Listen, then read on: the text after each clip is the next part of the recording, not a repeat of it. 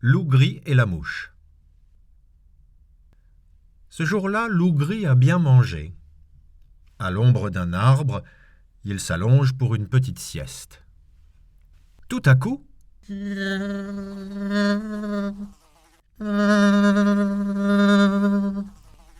Loup-gris dresse l'oreille, mais plus un bruit. Aussitôt, il se rendort.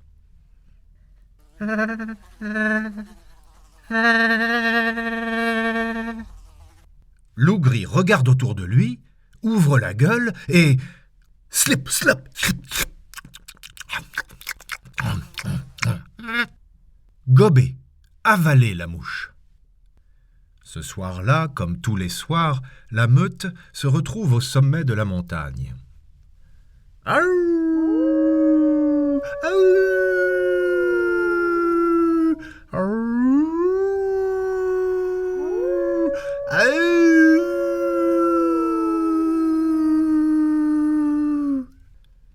C'est le chant des loups.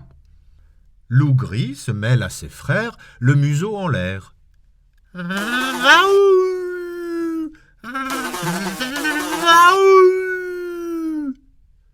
Toute la meute éclate de rire, sauf le chef de bande qui fait les gros yeux.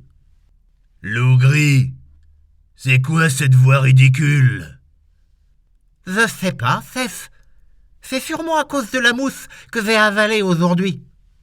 Loup-gris, je ne veux pas d'un loup qui zozote. Pour garder ta place dans la meute, débarrasse-toi de cette mouche. Allez, va-t'en. T'inquiète pas, Cef. Je vais m'en occuper vite fait, bien fait. Je gère la situation, Cef. Furieux, le chef s'écrie. Et arrête de m'appeler chef. On dit chef. C'est clair? Très clair, Cef. Désolé, Cef. Oh non, je l'ai encore dit. Pardon, Cef. Oh. Ça suffit, Loup-gris. Va voir ailleurs si j'y suis. Le lendemain matin, Loup-gris rôde sur un sentier. Il marmonne entre ses dents. Courage, Sampion, tu vas trouver une solution. Suspendue à son fil, une araignée l'entend. Waouh! Ravissante ta nouvelle voix. Charmant ce zozotement. Oh, ça va, Maxipat. C'est facile de se moquer. J'ai juste avalé une mousse. Une mouche. Moi, j'en mange tout le temps. Et tu vois, ça ne me fait rien. Hé hé, se dit le loup-gris. J'ai une super idée. Si j'avale Maxipat, elle pourra manger la mousse. Extra, mon plan. Loup-gris ouvre la gueule et... slip, slap.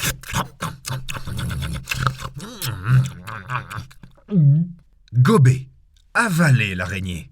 Et voilà, c'était un vœu d'enfant et... zut! Je parle encore comme ça! Soudain, des fils d'araignée se mettent à sortir des oreilles du loup-gris. Les fils s'allongent jusqu'au sol. Loup-gris marche dessus, s'en mêle les pattes, patatras, tombe par terre la tête la première. J'en ai marre, c'est un vrai cauchemar, j'ai toujours cette voix bizarre. Et en plus, j'ai des fils qui pendouillent des oreilles. À midi, Loup-gris, clopin-clopant, s'enfonce dans la forêt. Allez, mon grand, accroche-toi, t'es un gagnant. Dans le bois, un oiseau l'aperçoit. Waouh! Magnifique ton nouveau look.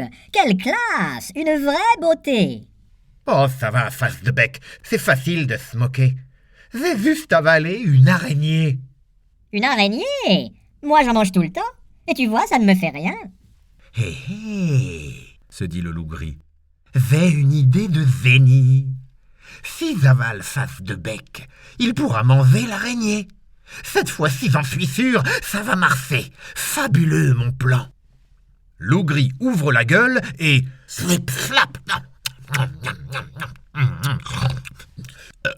Gober, avaler l'oiseau. Brusquement, les pattes avant de Loup-gris s'agitent de bas en haut. Il gesticule sans s'arrêter, impossible de se contrôler. Il fonce dans les ronces. Bim! Il se cogne contre les rochers. J'en ai marre, c'est un vrai cauchemar. J'ai toujours cette voix bizarre, des fils qui pendouillent et cerises sur le gâteau, je bats des pattes comme un oiseau. En fin de journée, Loup Gris, tout cabossé et désespéré, traîne sur un sentier. Oh, trop c'est trop, je suis au bout du rouleau. Au croisement d'un chemin, Renard est là. Waouh! Quelle élégance! Sympa ta nouvelle danse. Oh, ça va, monsieur, je sais tout. J'ai avalé une mousse, une araignée et un oiseau. J'ai le ventre prêt à éclater, ça gargouille, ça satouille, ça gratouille. Loup Gris, tu me fais pitié. Je vais t'aider. Regarde là-bas. Tu vois ces deux arbres bien serrés? Tu vas te glisser entre eux, ça t'écrasera un peu, et après ça ira mieux. Et Renard s'éloigne sur le sentier. Loup Gris tente de se glisser entre les deux arbres. Il se tortille, il s'écorche, c'est trop étroit. Ah, je passe pas. Il essaie de se dégager. Oh non, je suis coincé. Il pousse.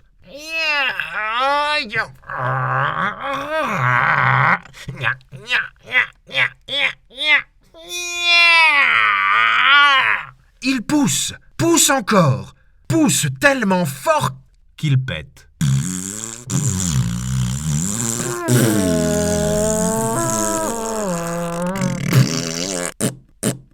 Voilà l'oiseau, l'araignée et la mouche expulsés. Voilà Loup Gris, enfin libéré. Le soir, Loup Gris parade au milieu de ses frères. « Chef, chef, tu vas être fier de moi. Écoute. Aouh! Aouh! Aouh, aouh, aouh! C'est génial, non? » « Ok, très bien, » dit le chef. « Tu peux garder ta place dans la meute. Mais arrête de faire le malin !» Le chef se tourne vers ses compagnons. « En avant, mes frères. On va croquer du mouton. »